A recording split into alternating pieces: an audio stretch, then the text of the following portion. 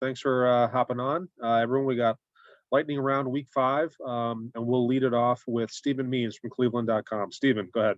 Hey, Mike, just before Stephen goes, I just quickly wanted to start off by just saying that, we have, some players on our team, with family members from Florida, and, talked to the team about it yesterday, and just wanted to make sure that, I mentioned the fact that, boy, what a tough couple of days for a lot of people in Florida. A lot of thoughts and prayers for so many people down there. We go through our day-to-day here, and it goes from game to game, but to see some of the devastation that's gone on, people's lives turned upside down, but it gives you a lot of pause. So thinking about all those folks down there, and just certainly for the people that were affected close to our family, going to try to do everything we can to help them. Good, Steve. Okay. To follow that up with a football thing, that was very nice. Oh, good. You. When you first met CJ, and I know a lot of times with these quarterbacks, when they recruit, you like to get them up on the board. What impressed you about his football IQ when you first got a chance to really sit down and talk and meet with him? His overall intelligence, his ability to communicate, his ability to process information. And I think he came from a program where, he got really good coaching, but more importantly, he had to figure a lot out on his own. And, that showed a lot to us of, he was a self-starter, and very, very driven. And this is somebody that, saw himself in this role, and he was very, very hungry, and it matters a lot to him. So, I think when you mix all those things in, that's why you got somebody special. But his, like you said, you could see it early on. His ability to process information as an intelligence and football IQ was very, very high coming in. All righty, we'll go next to Cameron Teague from The Athletic. Hey, Ryan, just as an offensive play caller, when you face a defense like Jim has, and the athleticism and versatility they have at safety, you guys have at safety right now, how difficult is that? Because you can change so many things on the back end and confuse quarterbacks and offenses. Yeah, it makes you work. I think the thing that Jim does a great job of is, he changes the look, but keeps it simple for his guys. I think that's important. I think it's easy to change up the looks and be multiple, but how much can you actually do and still be fundamentally sound? And, the more you can be fundamentally sound, but change up the looks pre-snap and post-snap for the offensive line and for the quarterbacks, that's when you're stressing out the offense. So, we try to, challenge ourselves every day in practice and find that balance. But, anytime you can make the quarterback and offensive line work, then you're putting stress on them. All right, we'll go next to Clay Hall from WSYX. Ryan, anybody in particular on the team there affected with family? I know you don't quite have as many Floridians as you used to have, but are there people in harm's way there?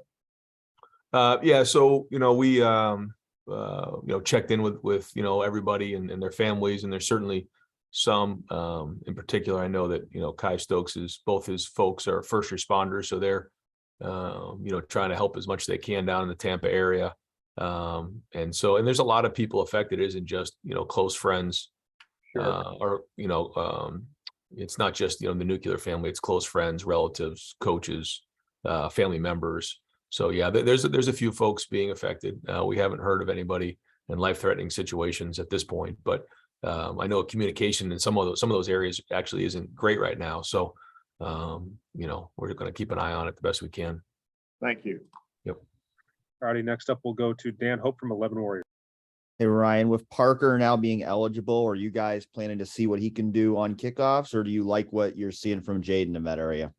I think Jaden's off to a great start. I think that, he's done some good things. He certainly hasn't been perfect, missed a couple here. And so we want that consistency. We want him to be the best in the country at what he does. That's the expectation for any position here at Ohio State. We'll go into the game with Jaden and kind of take it from there. All right, we'll go next to Tim May from Letterman Row. Thank you, Michael. Coach, when you watched Josh Proctor, the video from last week and stuff, and you've touched on this a little bit, but what did you for the first time maybe in a while, did you see him really just balling? I mean, playing ball, flowing, Yep. triggering in a smooth way. How would you describe what you saw from him, and how does that portend maybe games down the road now from this guy? Yeah, I think you're right. He obviously missed a ton last year, so Yeah. Hard to go off of that. But yeah, I thought last week was the first time you got to see the old Josh back, which has been great. But I think that honestly wasn't physical. He's been back physically for a little while. I think it's the preparation he put in last week with Perry and Jim and everybody over there. It was a grind all week. Kept checking in with Perry to see how he's doing, knowing he was going to get the start.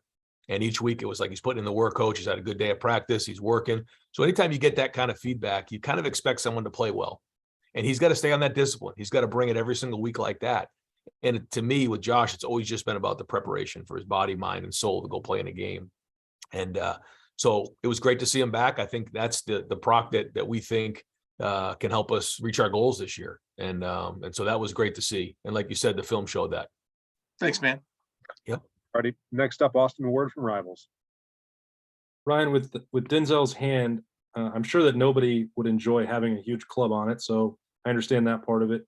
Did he just feel Saturday like he wasn't comfortable enough yet to go play in a game with that? And do you all know, like Damon had to wear it pretty much all season a couple of years ago. Do you know how long that might be necessary for Denzel? Yeah, it was too close from when it occurred to put him in the game. And now he's had a good week of practice, so great to see him back. And yeah, we'll see that it may be something that we have to keep an eye on here for the remainder of the season and protect it. But we'll kind of see how it heals and how it does. But he's going to be ready to roll this week, and excited to see him back on the field. All righty, we'll go next to Nathan Baird from Cleveland.com. Ryan, obviously when Sonny's making the decision to reclassify and come here a year earlier than originally expected, that's probably not just unilaterally his decision. You guys are involved in that too. What, excuse me, what were the factors involved in that calculus from your perspective, and how did he pass those? Yeah, quite honestly, his mom and his dad decided they wanted to commit to us last year, and then I think it was during the Michigan State game. We met over at the Blackwell, and they shared their interest in reclassifying and coming in this year. And it was like, okay, that's not for everybody. And we've been down the road before where that's not worked. So, we're very sensitive to that, to make sure that it's the right thing to have, somebody who's coming into school a year early, just has to be the right person, and the family's got to be behind it. I've always felt that way. And certainly, the player has to be behind it, because you have to see it through, good or bad, because it's going to be hard. It's hard enough for someone who's gone through 4 years of high school. So, supported him on the decision, but also was a little cautious coming in. Honestly, did not feel like he would have the impact that he's having right now, just early on. Just been very impressed with his approach, his maturity, his work ethic, his attitude. His parents did an unbelievable job raising this young man. He's special. And, we're very fortunate this has worked out our way. And, he's going to be a really good Buckeye for us. All righty, we'll wrap it up with the last two here. First one to Joey Kaufman from the Dispatch. Ryan, with this being kind of the 4-game mark and decisions on redshirting guys, are there anybody that's sort of at this point, this will be the 5th game, like anybody who's kind of like on the fence for you guys, or how do you guys kind of make those decisions? Not really. Most of the guys that are going to go play in this game, we've talked about they're going to play. A couple guys we had to have conversations with, but at this point, the guys who are going to be playing in this game are playing for the year, and that was the expectation going into the season. There might be a conversation in another couple of weeks, if appropriate, for maybe a couple younger players. But right now, we're in good shape, and the guys who are playing are going to play all year. All righty, we'll wrap it up with Bill Rabinowitz from the Dispatch. Hi, Ryan. Jack Sawyer and JT, the 2 sophomores, get a lot of attention and praise, and you have Mike Hall, who's emerged. Teron Vincent's been here a long time. How important is he to your team, and what would you want to say about him, the player or person?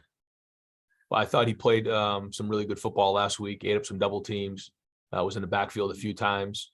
And, we're going to go as far as the defensive line takes us. And so his attitude, his positivity, his production is going to be important for our success on defense. And like you said, he's been here for a while. He's a veteran. He's very intelligent, and he has a lot of ability. So, if we're going to play in conference big games like that, and he plays the way he did in that game, then that's going to really help us reach our goals, and that's going to be important. And any update on Jackson or Cam Brown? Don't have any updates right now. No. All righty, coach. Thank you so much. We'll talk to you Saturday after the game. Okay. Thanks, guys. Have a great day.